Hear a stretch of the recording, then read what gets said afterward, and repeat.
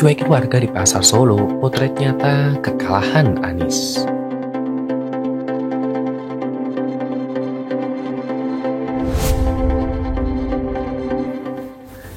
Saat ini, hanya ada dua tokoh yang sudah menyandang predikat sebagai capres. Walaupun belum didaftarkan ke KPU ya, pertama adalah Anies Baswedan yang bakal diusung oleh Koalisi Perubahan jika jadi terbentuk. Koalisi Perubahan ini terdiri dari Nasdem, PKS, dan Demokrat. Ketiganya harus betul-betul bergabung untuk membentuk koalisi agar memenuhi angka presidensial threshold 20%. Dan yang kedua adalah Prabowo dari Gerindra yang berkoalisi dengan PKB. Gerindra dan PKB sudah cukup jumlahnya buat mengusung capres-cawapres. Tapi dengar-dengar hubungan keduanya lagi kurang baik ya.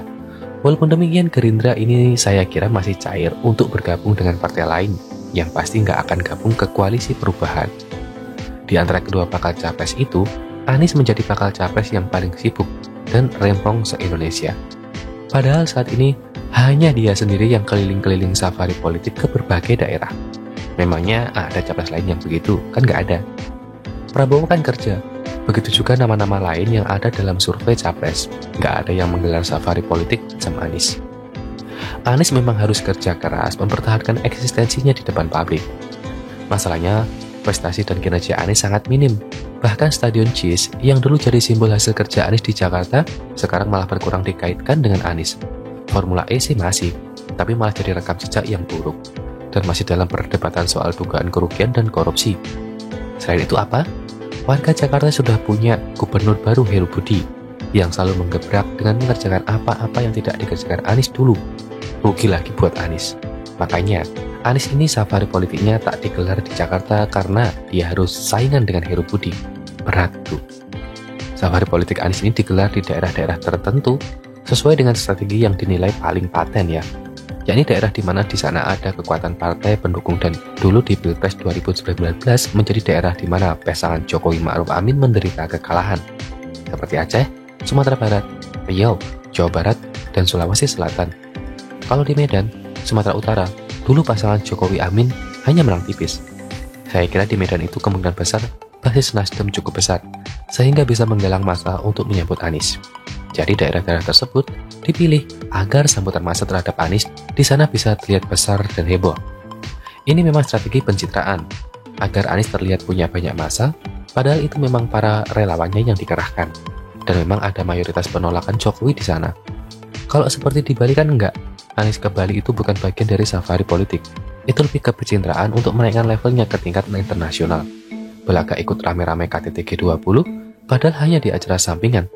Di Bali itu, Anies sempat bertemu dengan beberapa elit partai Nasdem, Demokrat, dan PKS tingkat provinsi Bali. Namun tidak ada acara penggalangan massa di sana. Sementara, kalau di Papua itu juga strategi pencitraan yang lain sifatnya. Bukan untuk pamer massa ya, namun lebih ke untuk menghilangkan cap politik identitas yang jadi rekam jejak Anies. Di Papua pun dipilih tempatnya. Misalnya di rumah Doa Alpha Omega itu, Anies sudah cukup dekat dengan pendiri gereja tersebut. Anak pendiri gereja itu sendiri yang menceritakan bantuan Anies ketika mereka mencari dana untuk membantu korban banjir di Sentani, Papua tahun 2019 silam. Dana yang terkumpul akhirnya juga dipakai untuk membangun gereja yang diberi nama Rumah Doa Alpha Omega. Wajar ketika Anies mendapat sambutan hangat sampai diberi nama Yohanes di sana. Nah, itu semua strategi-strategi yang diambil oleh Anies bersama tim suksesnya. Memang sudah direncanakan sedemikian rupa bahwa Anies akan safari politik dulu di Jakarta atau di Bali atau di daerah lain yang masa pendukungnya dipastikan minim. Hanya di daerah-daerah tertentu yang bisa membuat Anies terlihat sangat laku jadi capres, agar kemudian masuk ke dalam berita-berita di media bahwa ini loh Anies sebagai capres itu memang nggak kalah dielulukan massa jika dibandingkan dengan Presiden Jokowi. Diserbu massa, diteriaki Presiden. Seakan-akan seluruh Indonesia perlakuannya bakal sama, padahal kan enggak. Hanya di daerah-daerah tertentu yang sudah direncanakan dengan matang. Bagaimanapun dengan lokasi lain, ya tentunya tidak akan ada gerakan relawan atau kader partai. Nah, di sini sebenarnya yang jadi tempat mengetes elektabilitas Anies. Kita pun jadi saksi bagaimana Anies dicuekin ketika naik pesawat umum. Padahal sudah naiknya terakhir, diikuti kamera dari belakang, siap action, malah dicuekin. Satu pesawat itu ada ratusan, masa nggak ada gadrun satupun di sana? Tentunya di sini baru kelihatan aslinya bahwa Anies kalah populer di kalangan masyarakat umum. Dan satu lagi lokasi yang membuktikan kekalahan Anies yakni yang baru saja kejadian di Solo. Beberapa hari lalu, Anies ke Solo dalam rangka menghadiri pernikahan anak temannya. Memang waktu itu juga sempat ada demo penolakan kehadiran Anies di sana oleh sekelompok orang yang menamakan dirinya Forum Masyarakat Solo Raya. Mereka menolak kehadiran Anies di Solo karena menganggap kedatangan Anies itu sebagai upaya kampanye terselubung. Mereka juga menyebut Anies sebagai bapak politik identitas. Namun saya kira Anies senang kok ada di demo, malah bikin dia jadi berita dan perhatian publik. Yang nggak bikin Anies senang adalah dicuekin, seperti yang terjadi di pesawat terjadi juga di Solo. Ketika Anies mengunjungi pasar gede Solo, yang menyapa hanya ada satu, yang meminta foto hanya satu plus penjual yang berinteraksi dengan Anies.